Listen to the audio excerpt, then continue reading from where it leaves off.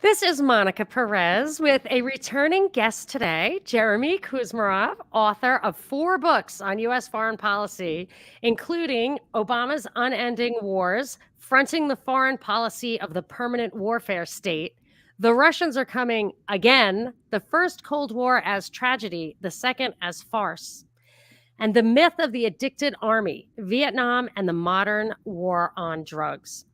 That's not it, though, because Jeremy is the managing editor of Covert Action magazine, and he and his team keep us apprised of the real stories behind the biggest events of the day. And I do greatly respect Jeremy's work, even though our ideologies are very different. Jeremy thinks that there is hope for government, and I've given up completely on that. But in a post-ideological world of corruption and collusion, people of principle can still find common ground. So strap on your tanks. We're going deep with a dive master. Hello, Jeremy. Thank you for coming back. Well, thanks. Always my pleasure. When I look at the books, and you're obviously such a scholar, and we've talked before, I've given your bio before, your credentials. I mean, you are really a trained professional historian, and what I like to do is talk about the most recent articles that you've put up on Covert Action magazine, the webzine. But I was wondering, I'm just springing this on you. So if you'd rather just hit the articles, that's fine. But we talked before about the history profession, and I wondered if you could touch a little bit on why it is that so few people who are trained in really researching and understanding the truth, real professionals, don't talk about the real backstory, about the CIA's involvement, all that. And I can't help but wonder if it's kind of the same thing that happened with doctors, that they just get so enmeshed with the institutions, with hospitals. And that in turn makes me think that it was really the Zbigniew Brzezinski plan from Crisis of Democracy, where he said, look, make sure everybody is so closely connected to an institution that they really don't have democratic power. So I'm wondering if it's the universities, it's the hospitals.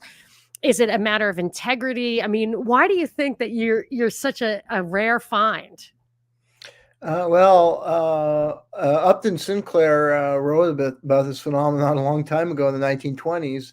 He actually wrote 2 books. One was called The Brass Check, which I have on the media, and I can't remember the name of the title, but he wrote a parallel volume on universities. And the brass check was an analogy to prostitution and the media, and I think the same analogy applied to higher education.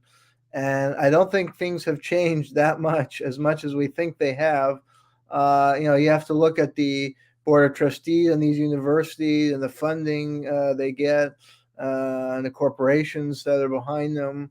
And so there's the military industrial academic complex is really particularly very strong today.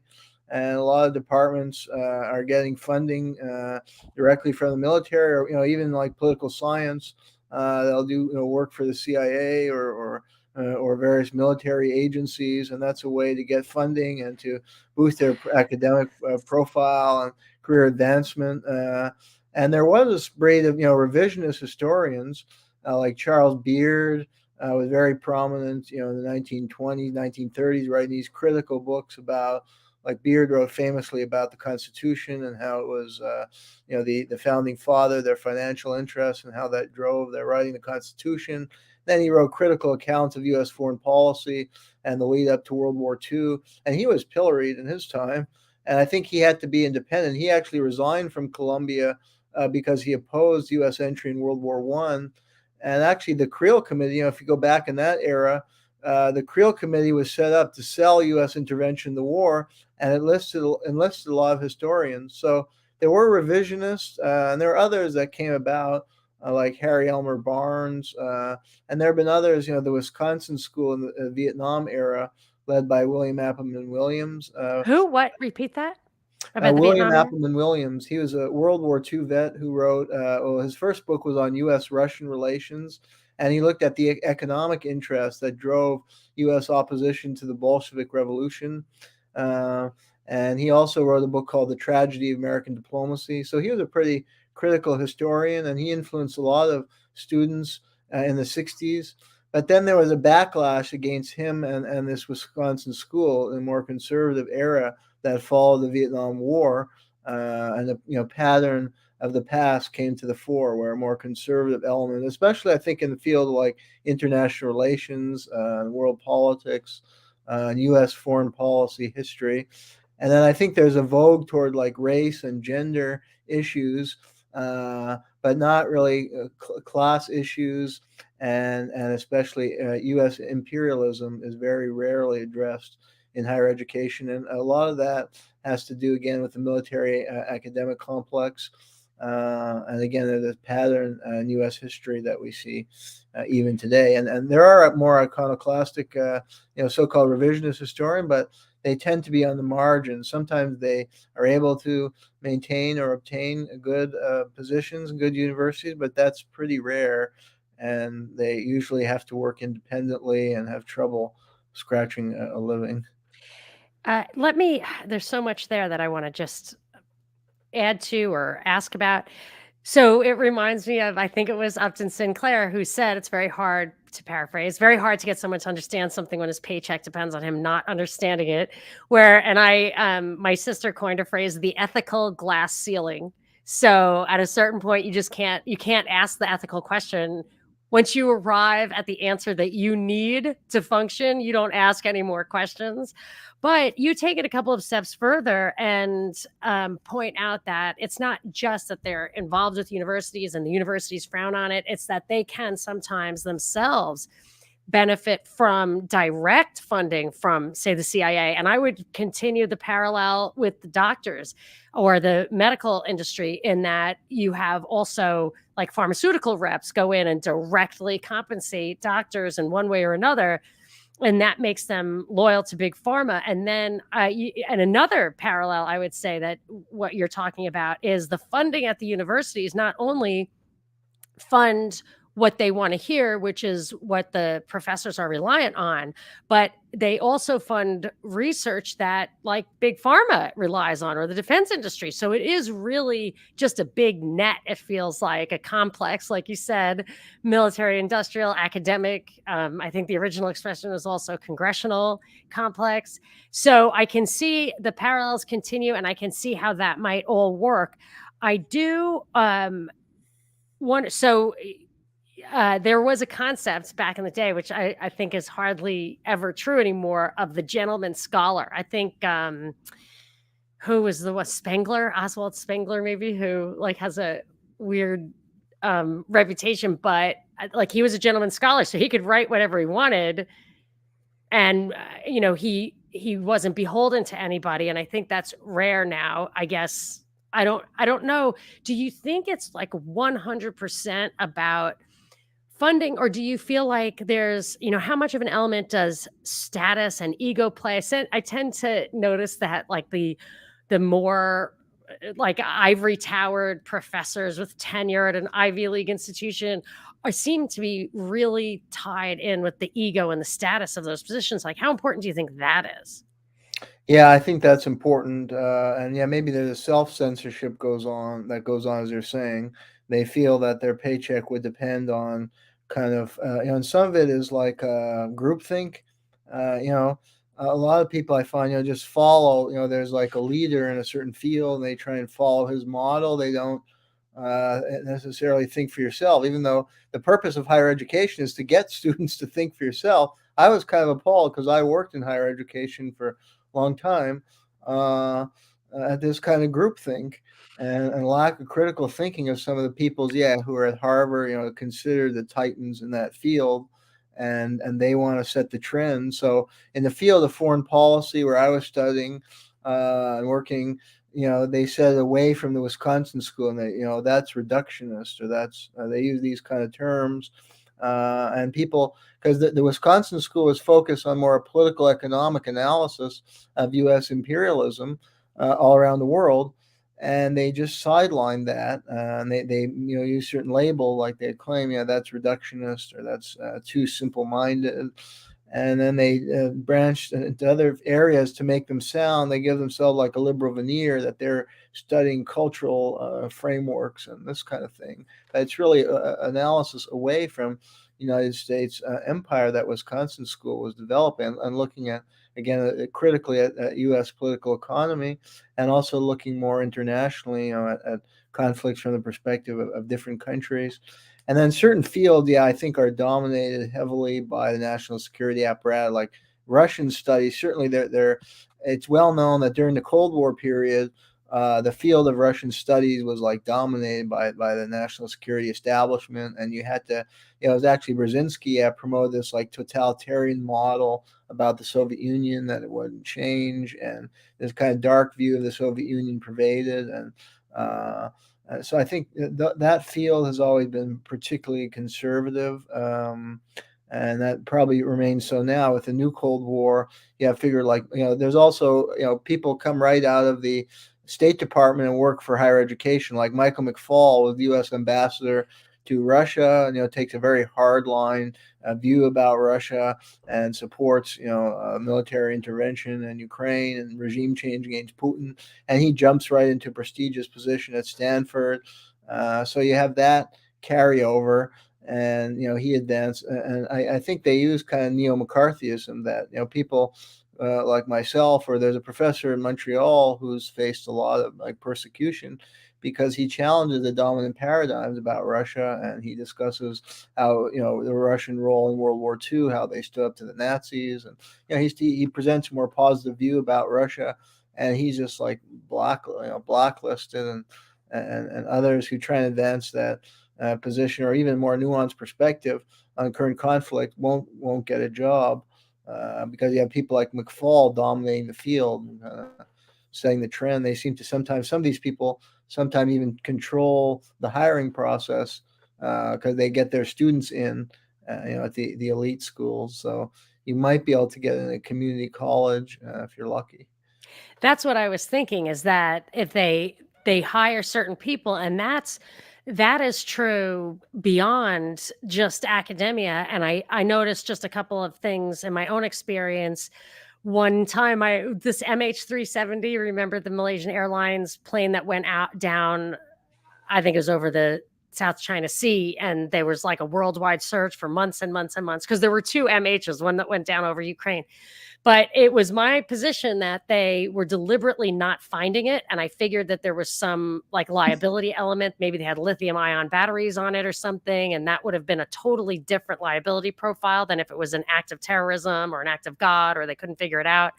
And I wrote a really comprehensive article about it, and I was applying to like an alternative news site, kind of like yours, to be a contributor. And it was like the best thing I'd ever done was this MH370. And I submitted it to them. And of course, they were supposed to be alternative. And they were just like, no, no explanation. I said to my husband, I was like, can you believe that? This was such a great article. And he's like, that's what you sent them? Like, I was like, but it was genius.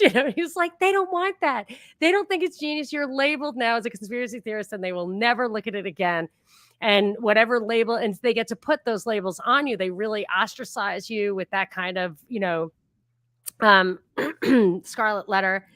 But also, when you were talking about groupthink, so I think the hiring is like critical, and they aren't looking for people who are going to question the existing paradigm or push the envelope at all. They're only looking for people who, and I always thought this about Ben Bernanke, like he can really apply and elucidate this Keynesian paradigm that will not work. And I think we're experiencing now like the folly of Ben Bernanke's approach. He just won the Nobel Prize. Like that's how there's no accountability for being very, very wrong. And that's actually true, I think, for like medical malpractice liability. You're really not, you don't get in trouble for being wrong. You only get in trouble from deviating from the recommended protocols.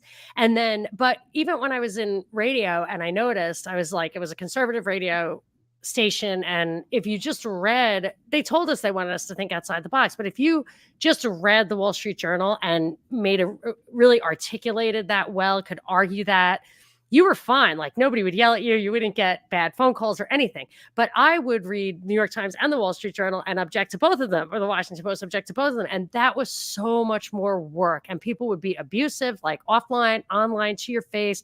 You'd get ad hominem attacks sometimes.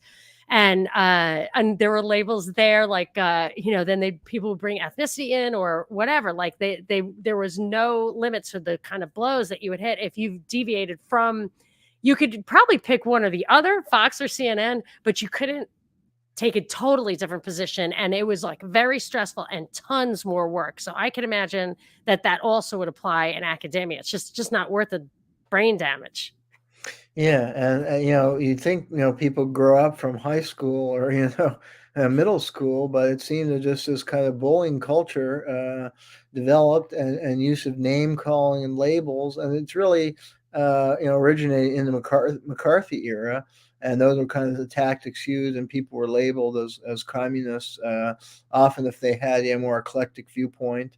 And with the issue of conspiracy theory, yeah, there's actually a memo after the JFK assassination. I think part of the cover up, there was even a memo issued, to label, people who question the Warren Commission derisively as conspiracy theorists. And that kind of seemed to have grown up in our culture as this kind of derisive label. And it blocks inquiry into what, Peter Dale Scott termed deep politics, the darker realms of politics, where conspiracies do occur and have occurred repeatedly throughout history, and should be an important area of study. Especially if we look at major conflict like the Vietnam War or Iraq. I mean, we know they were deep political intrigue and deceit, and that seems to occur on a routine basis. If we look at more recent conflict, like say Syria or Libya, but somehow that becomes taboo, along with looking at any kind of conspiracy in internal politics, or questioning any aspect of 9/11 official story or COVID. You're immediately labeled a conspiracy theorist, and you become a pariah overnight. And yeah, I think in academia they're just scared to lose their jobs, because in the tenure process they can find any reason to blacklist somebody, and there's so fewer and fewer jobs now. So it's a tragedy, yeah. And I actually do that. What you're talking about, labeling people who question the Warren Commission report, which was obviously full of holes, just like the 9/11 Commission report, are labeled. That plot is a historical document, and so is the Northwoods Plan. Like, these are historical documents that somehow can be accepted by the historical community and still not applied as a pattern. I mean, somebody asked me once what I thought was the biggest, like, conspiracy theory of all time, like the biggest story. And I mean, I think he wanted me to say that dinosaurs are fake, which they might be. I'm sure you don't think so, but they might be. But it was JFK, because that was something that I think people underneath it all really know was an inside job, or the official story of the Warren Commission. Let's just put it as simply as this. The Warren Commission report did not answer all the questions. Okay, let's just say the Warren Commission report did not answer all the questions. But the implications of accepting that, acknowledging that, is that, okay, so every president has, and every Congress and everything ever since then, has failed to answer all those questions. Those questions remain open. It is an unsolved murder. There's no statute of limitations on murder. And the implications of accepting those historical truths, they can compartmentalize it, I think, so that they can say, like, that's something of the past. We don't need to address it anymore. And it certainly doesn't impact or reflect on what's happening now. Like, how do people separate that? Like, it's preposterous to think that these patterns they've been repeating for thousands of years. Yeah, I think they don't want people to see the pattern at play. Yeah, maybe there was one aberrant act or a few bad officials who plotted something bad, but I mean, there is a pattern, yeah, going back to even Pearl Harbor and deception, or the I think sink. Nero. What's that? Yeah, Nero you could and look the at and U.S. the history. Reichstag fire. You could look at Western civilization. Yeah, you Yeah. can look at Roman history, and yeah, and perhaps in the United States, it's tied to this concept of American exceptionalism, where people have an understanding that conspiracies and nefarious acts by powerful people occurred in other societies, but they can't fathom that American democracy is not so different, and the American system isn't as exceptional. That there are palace coups, as the Kennedy assassination likely was. There are leaders who would deceive the public to wage a world war, like the Nazis did, or stage false flags. That goes against the idea of American exceptionalism. So they need to try and bury that. So we still believe, however flawed the democracy is, we're still an exceptional nation, and we have to stand up to Russia or China where those bad things happen. It's like Putin is labeled as an assassin. And I mean, that I think one reason to understand Donald Trump's appeal, when everyone thinks of him, when he was asked on Fox about Putin being a killer, he said, "Well, we have our share of killers."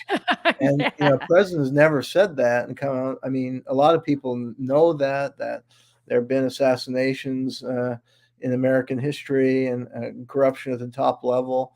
And here you had a guy who actually said it, and that, I mean, regardless of his politics and whether you agree or disagree, that's probably a reason they were trying to remove him from office, because Well, I want to pick up on the American exceptionalism label and talk about one of the articles that you wrote. It's how much longer, this is one of your more recent articles on covertactionmagazine.com.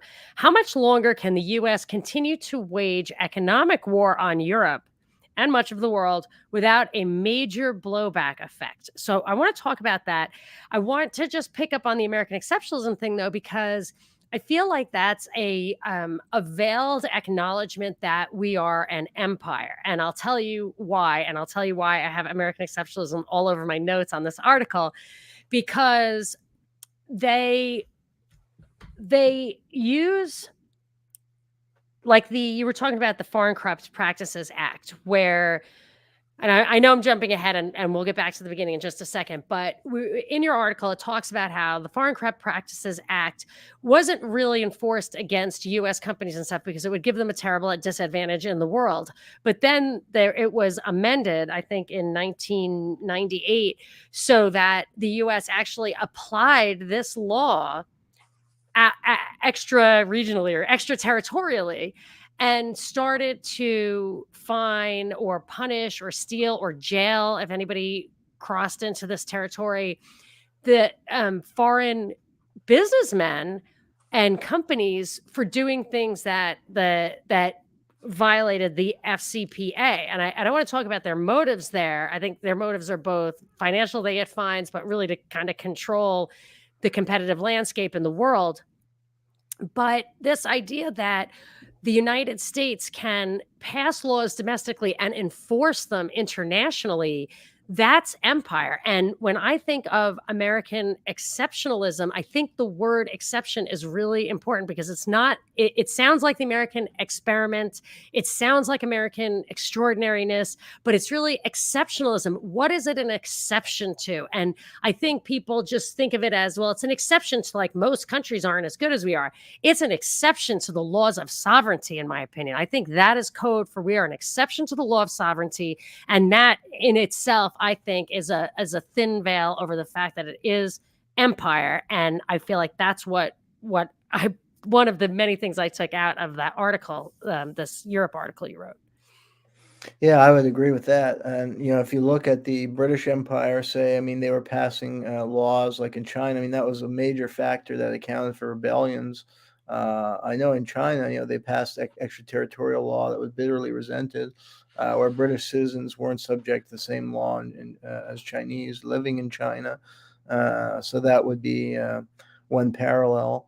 And yeah, it's this idea. I mean, also what you're saying reminds me, there was a Bush administration official once came out and said it, around the time of the Iraq War. He's like, we're an empire now, and basically, we could do whatever we want. Yeah. And that's what it is. Yeah.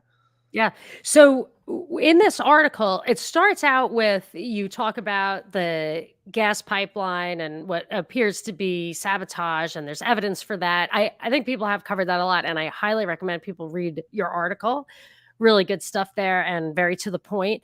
But skipping like towards the implications of that, you said in the article, you pointed out that Germany is like the engine of Europe. It keeps Europe afloat. It keeps it going forward.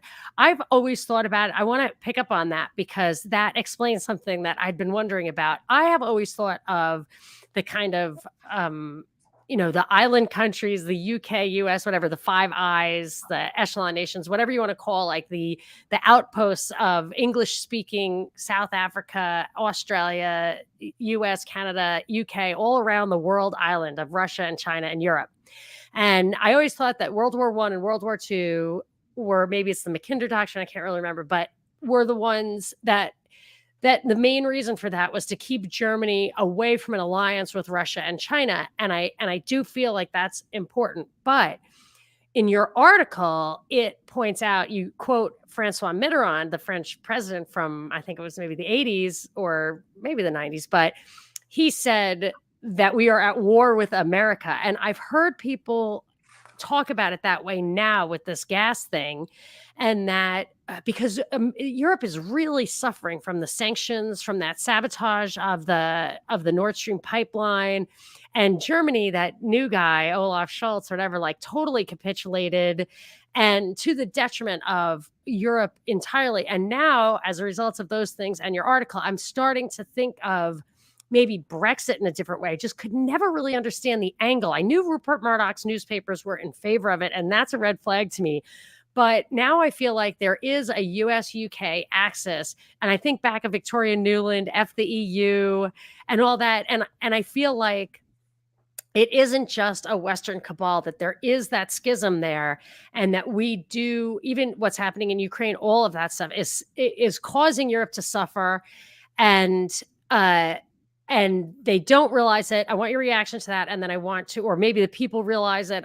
They have anti-war protests, I know, which we don't hear about. And then I want to talk about the specific of Perucci, the businessman that you outlined in this article. But I mean, how do you look at those dynamics? Russia, China, Europe, UK, US. My visual on that is evolving. Yeah, I think you have a good insights that there is a US UK bloc, and there have been a rivalry. I mean, I've studied a bit, foreign policies in Africa, and I know there was a rivalry over Rwanda and Congo. Like France had been supporting a Hutu-led government because I studied these events in some depth, and then the U.S. and the U.K. basically supported the Rwandan Patriotic Front, who were Tutsis who invaded Rwanda and ended up retaking the country. And I mean, both sides committed brutalities, but we heard the propaganda because we were the U.S. UK was allied with the Tutsi. They promoted the view that the Hutu, were the ones who committed the genocide and started it. When the evidence showed it was Kagame who shot down the airplane and started, and that the Tutsi may have killed as much as the Hutu, and then went on to invade the Congo, which was ultimately the prize, with the Ugandans who are supported by U.S. and UK. So I think we've seen this rivalry play out in recent years, like what you're saying, in Africa. And I think, yeah, to an extent, we're seeing it now where, given the situation in Ukraine and given the U.S. role in France in trying to manipulate French political affairs, that this book I can discuss, The American Trap, points to, I think a lot of French people in France are awakened that there is a hostile alliance against them. I mean, I think there are perhaps divided views, and American corporate influence have been quite strong in France. And I mean, historically, I think there was goodwill because the Marshall Plan helped the French economy develop after World War II. It was intended more to create a bloc, European bloc, Western European bloc to counter the Soviet Union. But once communism fell, I think some of these traditional rivalries, especially, really came back to the fore. I mean, there was some element of it still in the Cold War. And Charles de Gaulle was more a French nationalist leader who was kind of charting more independent path for France. and the CIA was trying to remove him. He became a bête noire of the Americans. So this goes back a ways, and I think with the fall of the Soviet Union, yeah, these rivalries may have intensified right up to the present day, where yeah, we see Anglo-American imperialism becoming more aggressive, including in other European countries. And yeah, we saw that in Ukraine, as you said, where the United States was trying to get its men in Ukraine and not the European choice to lead Ukraine. And now, yeah, some of Europe may be turning against the American bloc because of the overreach of American uh, influence and imperialism, and because the energy crisis brings this to the fore. That they actually need stronger ties with the East, and Russia would be better off for them. So I think you are starting to see a fraying and a revolt. Do you think that it's, I mean, surely these guys who are really arranging this energy crisis intentionally. I mean, some of the things they're doing, there's forming a like a consortium of European buyers for gas, and then they're proposing to have uh, a cap on gas prices, which will mean that except for LNG, so the liquefied natural gas that we would ship over at a very high cost, and that is so a lot, and the sanctions and everything, a lot of policies that I would say the corrupt leaders in Europe as well as the US are implementing over there that are going to cause this pain for the people in Europe. Do you feel like they surely they anticipated this. They mustn't be afraid of public opinion, or maybe they feel like maybe they want to foment. What do you think the play is here? Just to do all this stuff right before winter. Clearly they're agitating, they meaning the Western powers who are suggesting these policies and implementing them. And I mean, are they not afraid of the people? Do you think they're looking for unrest? Any insight into that kind of deeper down the rabbit hole kind of stuff? Well, I don't know. Yeah, you're right. I mean, it's inevitable that it's a formula. I mean, they're no longer governing in the interest of their own people. Yeah, whereas historically, I mean, the Marshall Plan at least brought in a lot of American dollars, and I mean, to some extent, benefited U.S. corporations, but it boosted the economy, or for enough people did benefit off it. That there wasn't dissension for years with close alliance with the United States, but yeah, this is biting. They're misgoverning their own societies, and it's only a matter of time before a broader revolt takes place. And it's already there were large protests in France, led by the left wing, in the last week.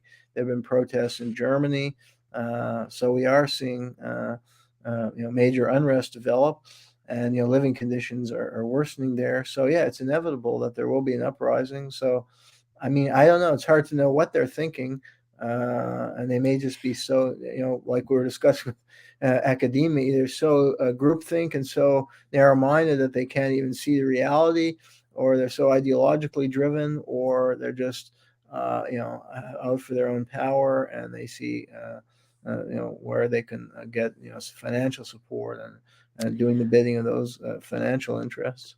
Well, I have noticed here, and where else did I notice it? Oh, with like unions as well as politicians here, that it seems that when I was young, the politicians would look for conciliation. They wanted consent, they wanted middle ground. It watered everybody down and everybody moved to the middle.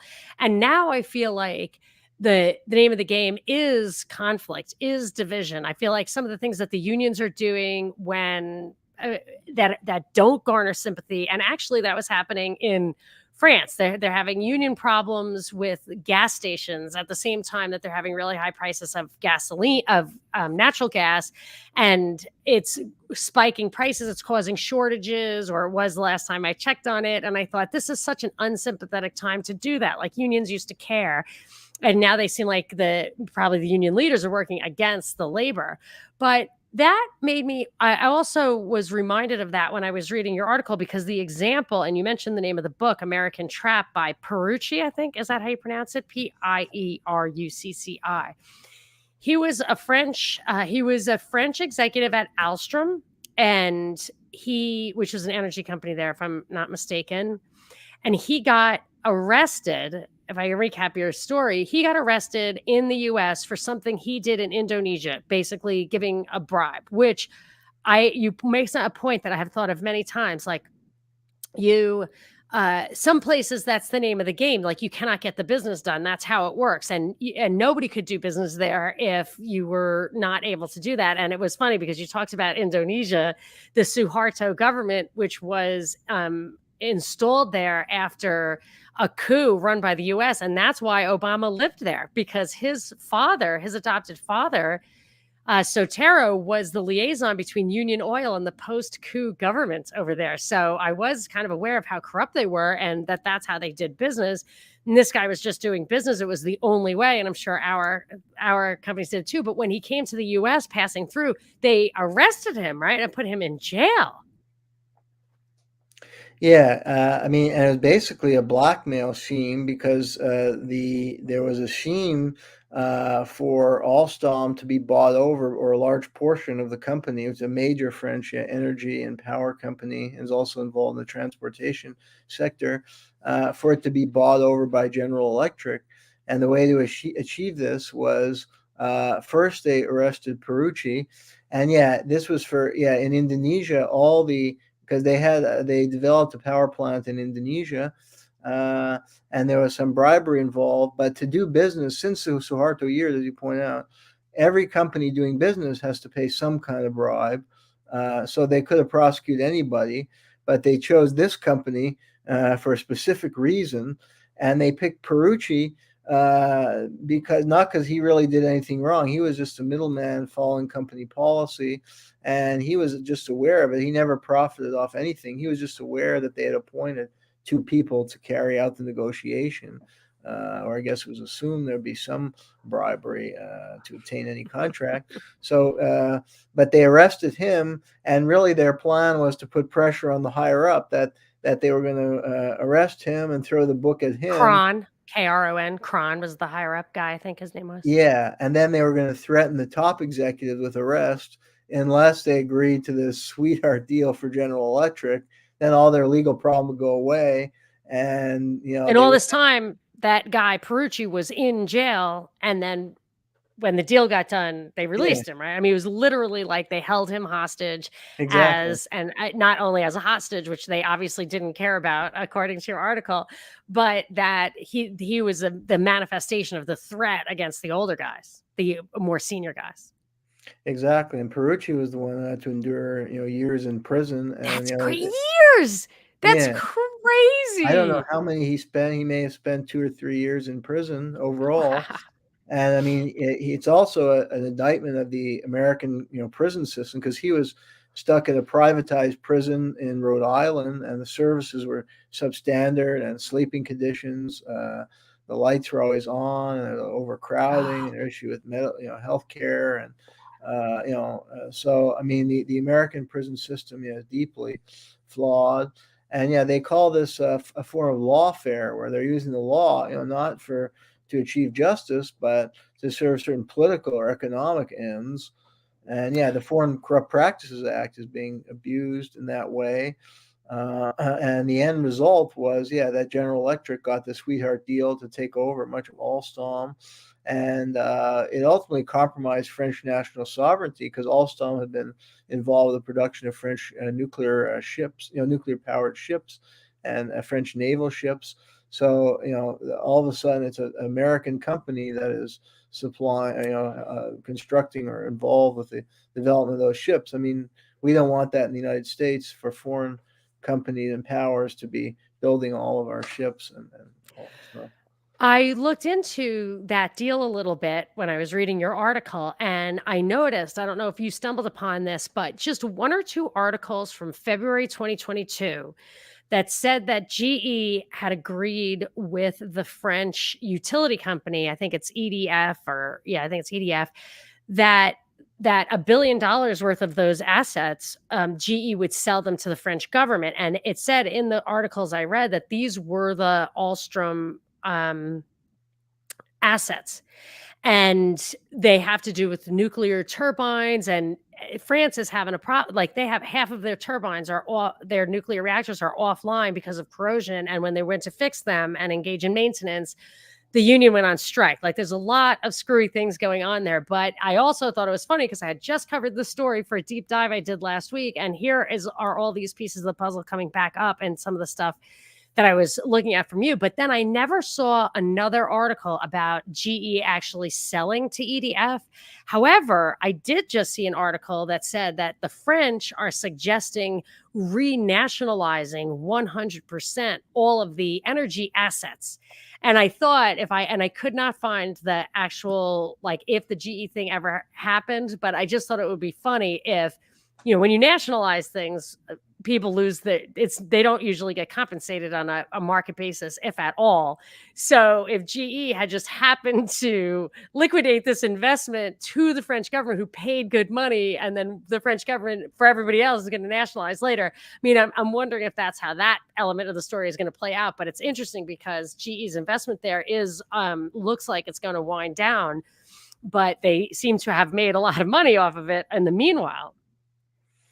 Yeah, and then I mean that's also part of the backlash we were discussing before, where populations are starting to wake up that this has gone too far. That American corporate influence has compromised their sovereignty, is compromising their economies, and they're starting to support more radical economic program like nationalization. And there's a bloc that would like to see closer alliance with Russia and China. There are these protest movements developing, and the governments are losing their legitimacy. Like Emmanuel Macron, the current French leader, who just I think is starting a new term, but his popularity is quite low. And I mean, he was morally compromised in this agreement himself. He got on board with the sale, and there had been others, pushing for him to quash it and to stand up for French interests.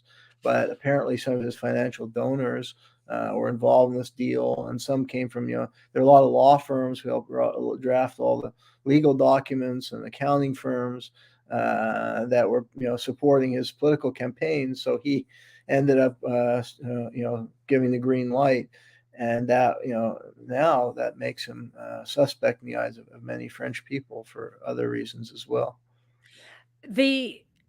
Yes, I thought that was interesting because I've heard things about him before. They just, like, the normal slur against him is like he's in bed with the bankers, whatever. But I think it's probably bigger than that now, who are the real power brokers. But there were actually a few things that it seemed like were at the end of the purpose of using the Foreign Corrupt Practices Act or other levers of power of government power against foreign businessmen or foreign business enterprises under this guise of anti-corruption. First of all, I know that in Ukraine, there was a foreign anti-corruption bureau there, or whatever. It was financed by the U.S. federal government and George Soros. It was absolutely crazy that George Kent was totally in on it. And that was something that some of the Ukrainians were like, that is a foreign entity, basically. But I had realized at the time that if you have an anti-corruption movement, you can pick and choose and easily take out enemies using those levers. And you pointed out that it does a few things. It can neutralize individuals, businessmen. And I don't know if you ever came across this guy, Joe Naccio. He was the CEO of Quest, QWEST. He was the only one who rejected the Bush administration's request for warrantless wiretaps. And he was shortly thereafter put in jail for insider trading. And he offered to prove that he was a target of that because of his resistance to the warrantless wiretapping. And the government would not allow him to bring that evidence in court as a national security thing. So he went to jail for years also. It's a very interesting story, this guy. But yeah, so they neutralize individuals, but you also pointed out they actually generate exorbitant fines. The FCPA went from generating $10 million a year to, in one of the years you cited, almost $3 billion. And but also that it could force M&A, mergers and acquisitions, like you say with GE, but redirect the relationships from looking towards Russia and China, which would cause a problem for, it's just like what happened in Ukraine. Yanukovych was looking to Russia for gas deals and financial deals and stuff because it was better for his country, as corrupt as he was, instead of looking towards Europe. And that keeps not only does it keep these countries, these companies from looking eastward, from developing bonds to the east, but also it eliminates the competition for market pricing. So if there's only one buyer, you've got them over the ropes. You don't even have to explain why. Like with Yanukovych, it's kind of a head scratcher because the Putin deal was a better deal. Like, how do you demonize this guy? Well, you say that he ordered the cops to shoot people. Like, so you really don't actually want that counter deal to ever even be in place. So you want to eliminate the competition ahead of time, and it seems like this style accomplishes a lot of goals. Yeah, very very well said, and yeah, it shows how ruthless the world economy is and the geopolitical rivalry is. And Perucci himself, I think a main reason he was a target was that he was arranging a deal between Alstom and a Chinese company. He was personally involved in that, so I believe so. I think that's one reason they may have targeted him, and the timing, was very important. That GE had to get the deal instead of China, because Alstom was really advancing its connection with Shanghai-based company, and that's what they wanted to prevent. So this is all part of this kind of cutthroat game of world politics, world geopolitics, and these corporations are very central in that game. But people, it's kind of under the radar. It's not something that's necessarily reported very much unless there's a major scandal, or maybe reported in the business news as a kind of routine business deal. And you have to read really carefully to see the broader subtext as to what's going on. And the way that they get these executives to keep quiet, I think. So Perucci, they put him in jail and there was no turning back. Like, he had an axe to grind. I mean, they might have had to kill him to keep him quiet. However, Kron, was it Paul Kron? I don't know, but I think it was Kron, Yeah. who was the one who was the target of that, like, manifest blackmail. They not only scared him with that, but they paid him off to the tune of like 4 million euros he made out of that deal. So Oh they yeah. He grew co-opt real them rich. with the carrot, and they scare them with the stick. But that's like the old mafia trick. It's like, take the money. If you take the Exactly. money, then you're my partner in this. If you don't take the money, I know we're not friends anymore, and I don't know what could happen. What's going to happen to you. And so you have to take the carrot. You have to. There's no choice. But once you have, you're compromised. Absolutely. And it reminds me, there was a book. Yeah, this book goes well. Yeah, I highly recommend this book to listeners, called The American Trap. And it's a good Yes. follow up to a famous book called Confessions of an Economic Hitman Yes. by Who John wrote that? Perkins, which I Yeah, think Perkins. also dealt a lot with Indonesia. And yeah, and you hit it with Yanukovych. If they resist, it's kind of like damn if you do, damn if you don't. Because if you do what's better for your own country, and stand up to those corporate interests, that's when they send in the hitman. The CIA is going to orchestrate a coup. The media is going to demonize you, and eventually they'll call in the military for regime change. And we've seen that in Ukraine. We've seen that in many countries, Libya, Syria. Now we're seeing it in Iran, probably. And it's happened time and time again. So, Yes, uh, I want and it's there's also the myth of the free market, as they're saying. It's not a free market competition. The market is rigged, and they're using the courts to rig the market. So it's not a free market system. patents. I think they use patents. That to me is like the classic example of lawfare, is that they just sue you for patent. They'll put you out of business in order to acquire your company based on a patent action that they might not win. But they Mhm. know you can't sustain that level of investment just to fight it in court with any kind of uncertainty. I think I could be wrong, but I always thought of patent enforcement like that.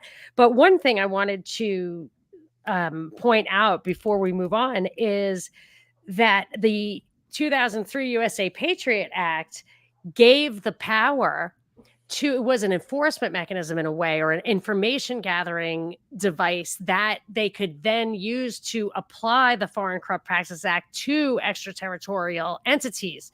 So if they didn't have investigative powers abroad, they couldn't really prove that you violated their rules, even if their rules shouldn't apply to you, you have a fact issue and you have a rules issue. So they're willing to say, we're just going to use brute force if you come through our territory. It's kind of like mail fraud. One of the things you said is that all they have to do is denominate the transaction in dollars, and the US government claims jurisdiction, which is crazy. But how do you really get the facts to back it up or to know where to look? I think you were implying that this Patriot Act gave them a huge advantage in that way.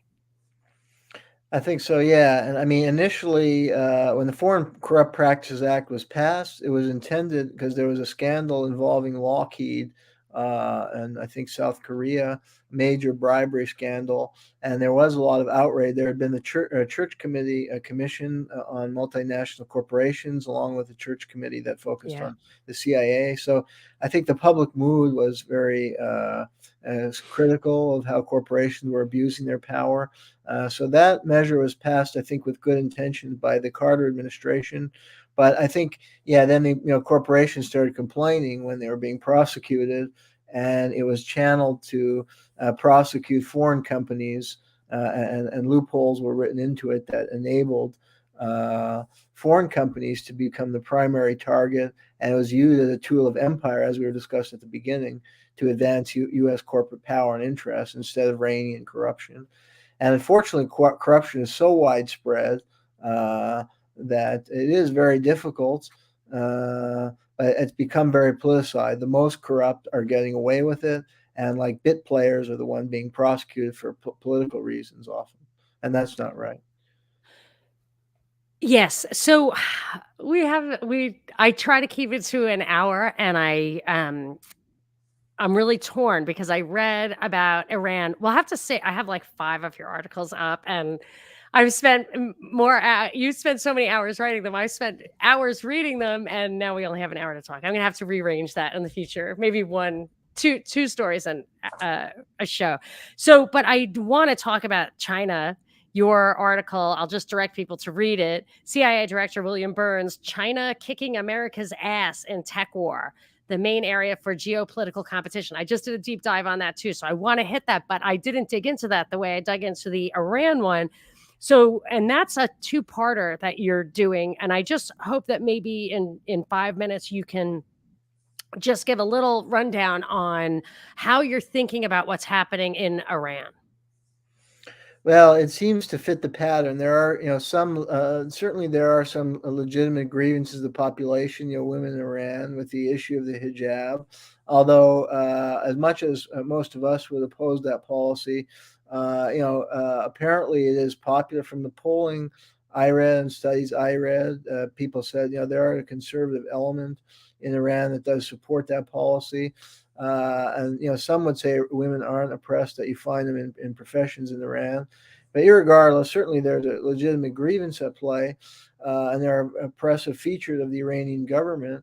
But then you have the United States, which has wanted regime change in Iran for many years, since in fact the 1979 Iranian Revolution, which overthrew the Shah of Iran and established an Islamic government, because the left under the Shah repressed all the left-wing forces and criminalized the left-wing Tudeh party, and that left in a vacuum that the Islamist forces fulfilled, and they became the dominant forces in the Iranian Revolution since '79, and they've adopted a more independent foreign policy and policy for Iran, and they've allied with American enemies like Assad in Syria and the Palestinians and Hezbollah in Iran. So, and the neocon, like right after 9/11, the famous exchange with, I think it was either Rumsfeld or a general, who said, we have six countries. We're not just going into Iraq. We have 6 Wesley or 7. Clark. Yeah, Wesley Clark. It was 7. Yeah, and he said we have 7 countries on our list, and I think the top one was Iran. They wanted to remove. And they got most of them. If you go through that list, so they got most. Imagine how Iran feels. I mean, they know they're on that list, and I mean, it's not by any stretch a perfect government, and many Iranians may legitimately feel oppressed under that government, but it is a sovereign government. Or many Iranians will support the survival of that regime as an independent nation. They don't want to become a vassal state like Iran was under the Shah.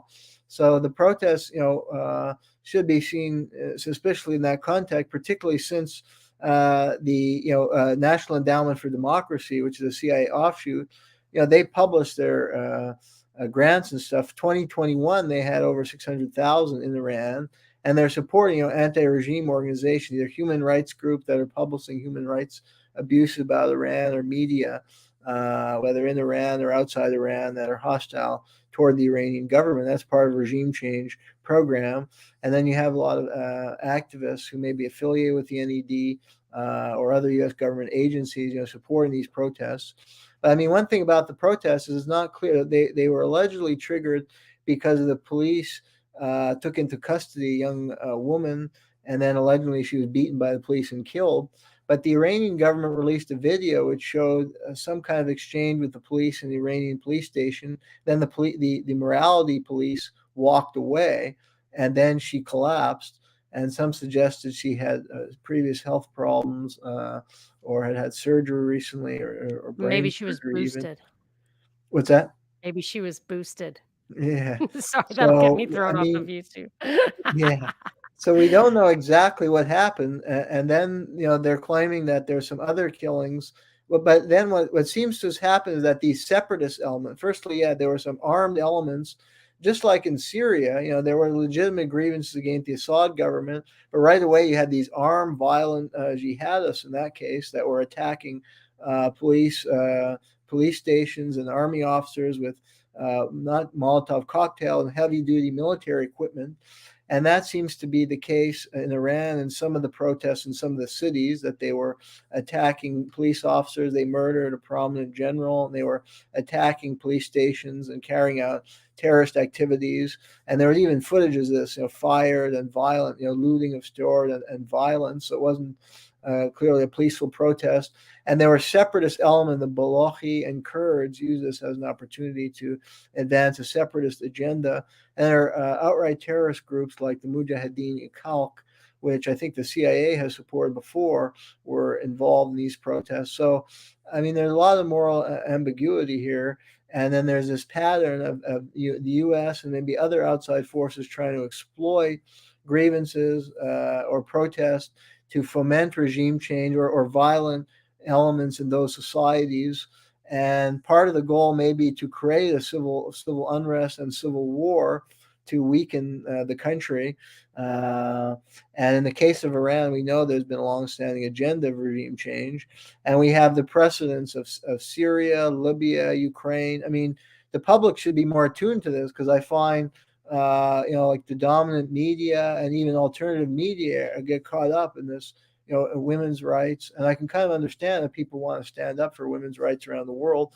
But what about Saudi Arabia? I mean, the Iranian government is not unique. Again, there are some women there who feel that Iran is actually not bad for women, given that they are represented in a lot of the professions. I mean, I'd be against the hijab policy and concept of morality police. But what about Saudi Arabia? Why are they silent about a country like Saudi Arabia, which the U.S. government, has been an ally of the U.S. government for a long time? They have the worst record toward women's rights. I mean, women couldn't drive there for a long time. There are stonings that go on in Saudi Arabia. So, I mean, if human rights is the issue, Iran is not the worst offender, as far as like women's rights. From what I know, Saudi Arabia is among the worst.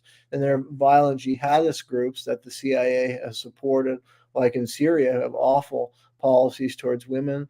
The Northern Alliance has had a horrible policy.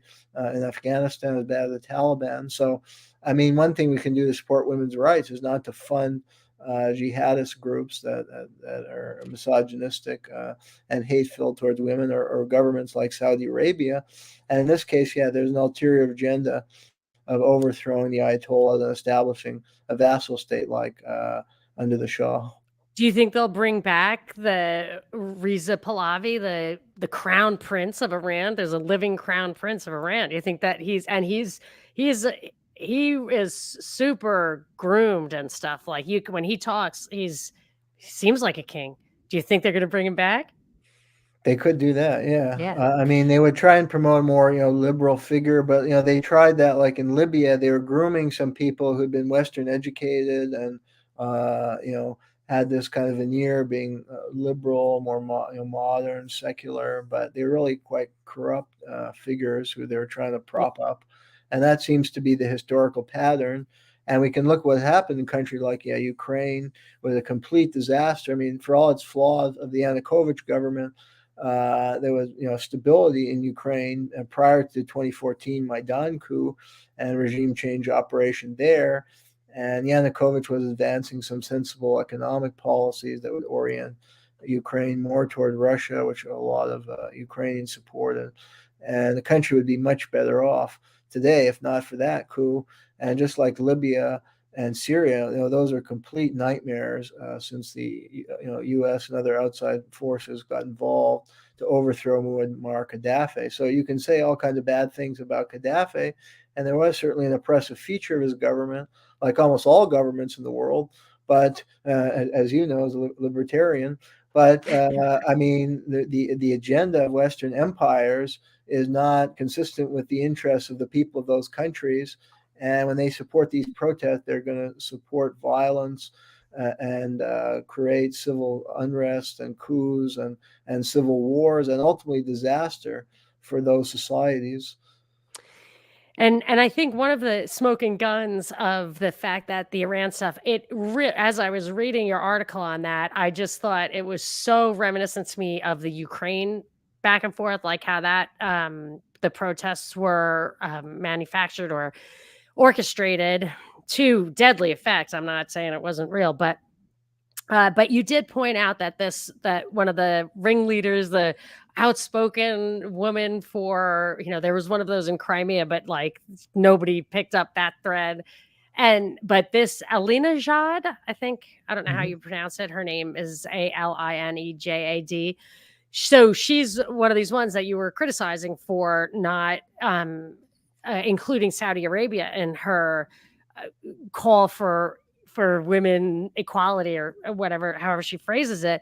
But there's a picture of her with Mike Pompeo, who is the head of the CIA and the Secretary of State, which is like weirdly consistent, I think. But there are pictures like that of like Al Baghdadi with John McCain, of Tani Book with John McCain. There are pictures. There's just our history, our current events are riddled with pictures of people who other countries and even our country sometimes consider terrorists with these deep state figures of our own, or I should say our official front of guys work in the front of the room like McCain and Pompeo. And my understanding, because I did a show with Fat Mitch. He's a regular contributor, and he was telling us about the snipers in Ukraine, how they were hired, how there was a U.S. like special ops mercenary sniper guy there on the scene, and he literally took pictures with them so that it would open doors. So we have these really incriminating pictures of some terrorist type figures with known U.S. figures, and what I think the sniper said was that was their ticket, to kind of get through a checkpoint or whatever. And I really set up a flag to me to see her in that picture with Pompeo. Do you think there's some deeper meaning to those pictures? Like, why do they do that? Yeah, well, it kind of discredits them, I mean, in the eyes of their own people, because unfortunately, I mean, the Ayatollah, when they, declared the Iranian Revolution in 1979, declared America the Great Satan. And I mean, America see that as anti-American. But unfortunately, a lot of the U.S. foreign policy had been carried out so covertly that Americans weren't aware of how America had destroyed the democracy in Iran and empowered this brutal dictator over a quarter century period, who carried out the most heinous of tortures and human rights crimes. They failed to understand the context why opposition to the United States developed in that society. So if you're showing, smiling with the CIA, and unfortunately, that's the reputation the U.S. has developed around the world because of a lot of the nefarious foreign policies, that the United States is like the bad guy, or you can say Satan. And if you have your arm around Satan, who's there to destroy your country, you're a traitor. I mean, But pretty you better simply, kill you're a everybody traitor. who trader, and then you're not anymore. Yeah, and I mean the U.S. empire uses exiles. You know, they did this in Iraq. I mean, on the eve of the Iraq War, they were using all these anti-Saddam dissidents, and they counted. And Right. I was at Brandeis. There was a famous one named Hanan Makia who wrote this book against Saddam Hussein. And I remember I went to a talk, right before the Iraq War, and he was cheerleading for the war, and he was like, the troops, U.S. troops, would be greeted with flowers. And I actually challenged him, in a polite way, because I attend these Yeah. talks. I'm not one who would disrupt them. I just Yeah. ask like a pointed question, and like I kind of stumped him, but he was really gung ho for that war. And that's unfortunate. You see a lot of these exile groups. I mean, it's a good thing I think to support human rights, and certainly there could be an opening in Iran, but they just lose track of how the agenda of the United States, or they fail to understand that they're allying with an enemy of their country, and the way to advance human rights is to promote gradual change in their society, not to ally with a country that's interested in overthrowing your government and subjugating the society to its whims. And it goes back to our discussion of empire. That's the way they operate. They cloak in this liberal rhetoric of women's rights and human rights to get the public to think it's a humanitarian crusade to bring democracy to Iran or to Russia, these dark places. And there's also this kind of Orientalism. And that's actually a book I had recently read before I attended that talk with this Iraq exile. Edward Said wrote about how we think of the Middle East in such negative terms, these backwards places, and we have to shine the light on them and bring women's rights. But really, if they're going to evolve in their approach toward women, that has to come from within their society.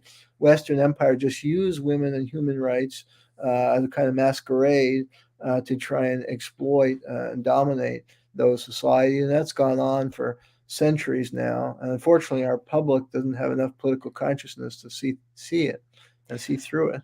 I was going to ask you, and I think you answered it, about what do you do about a problem like that?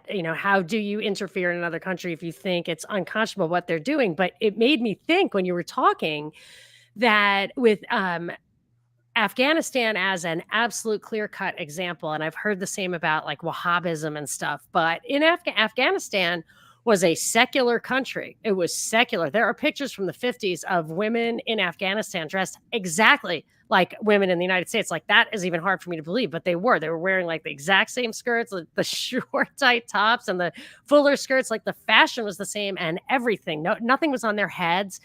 And because of their political association with Russia, then we went in and kind of I think we've introduced a lot of these hardcore or directed the religion in these countries to be like these really hardcore controlling religious sects that then have these rules that we object to. I mean, are you aware of any of that kind of backstory? Because it really makes it seem like Yeah, it reveals that we're not interested in the good of the country or caring about women or anything. It's all political.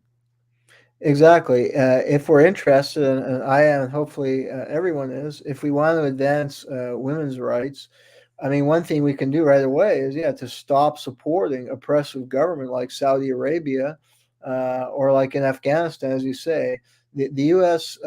In the late 70s and early 80s supported the most regressive Islamic elements led by Gulbuddin Hekmatyar, who even threw acid towards women who wouldn't wear the veil, because one CIA officer said we thought he was the guy to take it to the Soviets in Central Asia. So the U.S. was supporting the CIA, and they induced the Soviet. They basically provoked a war. And wars are horrible for women, men, and families. So I mean, one thing, war is antithetical to human rights, and progressive innovation rarely come in a time of war. And then the U.S. government is the one not only fomenting the war, but supporting the misogynist elements in the Middle East. Like in Pakistan, the U.S. in the Reagan years was to carry out that terrible war in Afghanistan, where they were supporting these jihadist fanatics who were misogynist. They supported the rule of Zia al-Haq, who basically Islamicized Pakistan, was supporting all these religious madrasa that would consider to have a draconian attitude toward women. So that kind of policy is totally antithetical to women's rights. And the same in Libya. Unfortunately, if you look at the pattern of Western empire, the West has opposed secular nationalist leaders like Gaddafi, like Every Hussein, one of like them, Kamal every Abdel Nasser. yeah, And those were governments that were more tolerant toward women's issues and promoting better standards for Assad. women's rights. Assad, and so they support these jihadist element in Libya and Syria that would bring their country back to the Dark Ages. Uh, and even the U.S. had support at one point the Taliban because when they were going to build an oil pipeline. So, yeah, in the U.S. we have to look, and including the women's movement, look at the interest behind Western empires and look at the double standard toward women's rights, and I think call that out. I think there were some protests, like in the U.S. cities, supporting Iranian women, but it would be better if there were protests to condemn and push for a cutoff of aid to a regime like Saudi Arabia that oppresses women. That would give women hope, and to cease these double standards and cease supporting jihadists and Islamic factions. Um, and so I think the progressive groups in the U.S. should demand that and lead by example, promote good standards for women here in the United States, try and promote it in international forums, try and support organizations that advance women's rights or give opportunities to women in third world countries. I think that's, government money would be well spent on those kind of initiatives that would promote women's rights, and people should call for cutoff of money to rogue regimes and jihadist regimes, and not support regime change, but evolution. Societies have to evolve on their own terms. We have a lot of problems in our own country. We don't want a foreigner coming in to support this oppressed group. The African Americans have been oppressed here. We wouldn't want a foreign power coming in and supporting an uprising of them. Yes, We would I've want made to that. change on our own, like the civil rights movement came from within the Right. United States.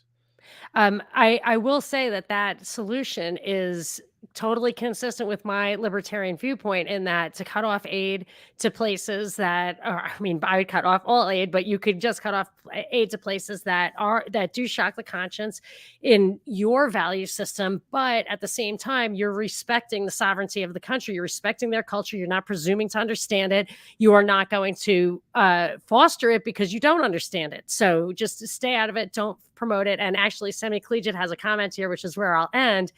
He says power grabber rhetoric is specific and insightful about problems, but vague about solutions. And that is something you're addressing right now with what you just said. But also, it was a point that you made in your Iran article. They never tell you what they're trying to replace it with.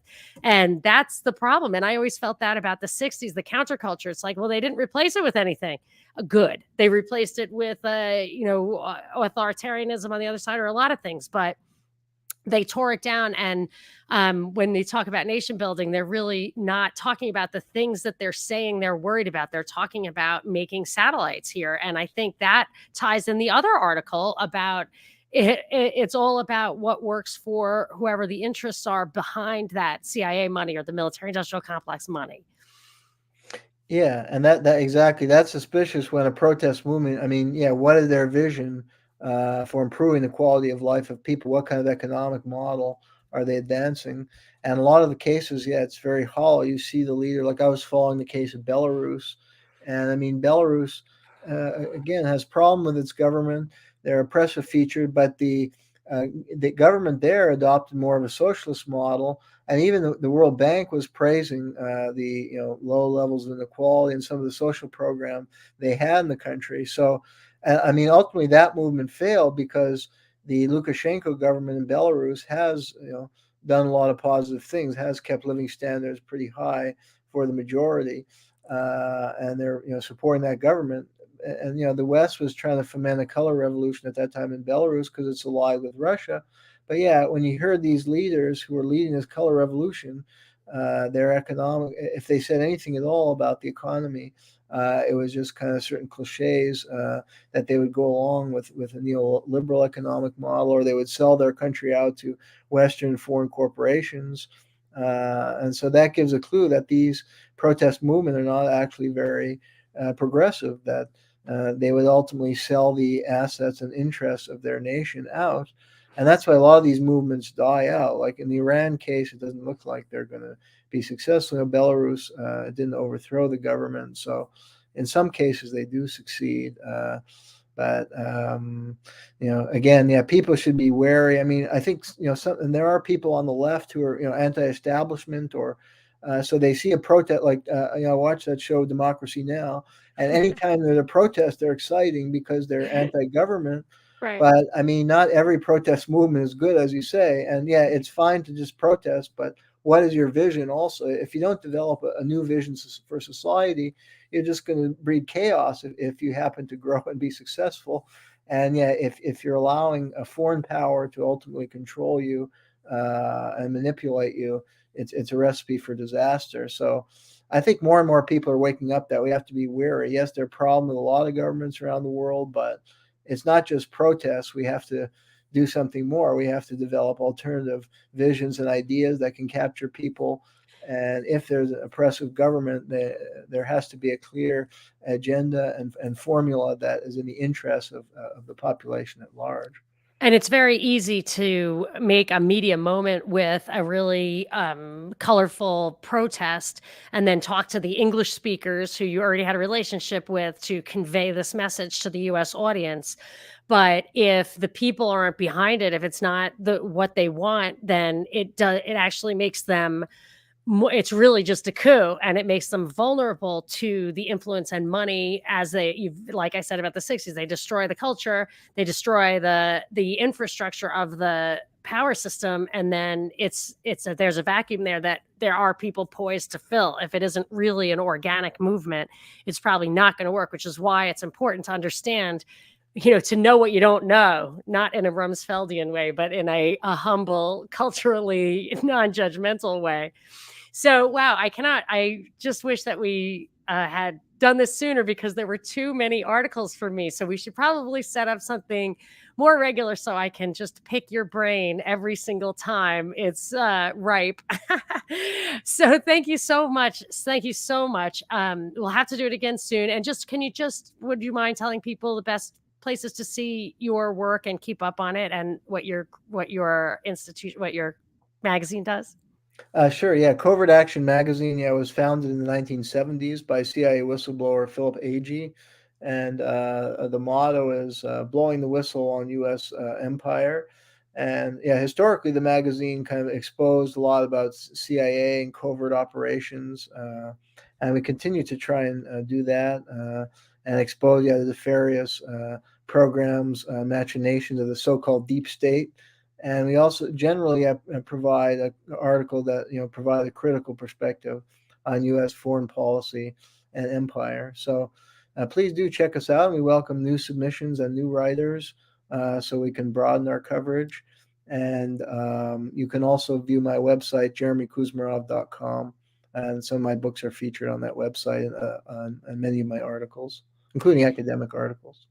Well, it's always a pleasure to talk to you, Jeremy. Thank you so much for your time. I am Monica Perez, and this has been a Live Dive.